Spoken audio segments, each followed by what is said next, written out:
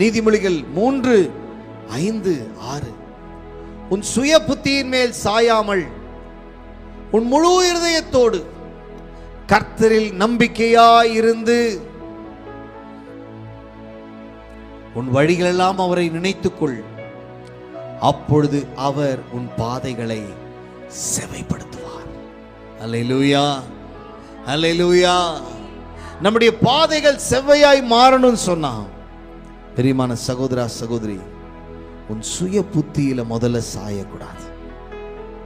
எத்தனை பேர் ஜெபம் பண்ண போறீங்க? ஆண்டவரே, எனக்குன்னு இருக்கிற டிசைன்ஸ், எனக்குன்னு இருக்கிற யோசனைகள், எனக்குன்னு இருக்கிற நான் போட்டிருக்கிற டயக்ராம், நான் போட்டிருக்கிறதான ஆண்டவரே என்னுடைய யோசனை, அதை விட ஆண்டவரே நீங்க என்ன யோசிக்கிறீங்களோ அது என் குடும்பத்தில் நடக்கட்டும்பா.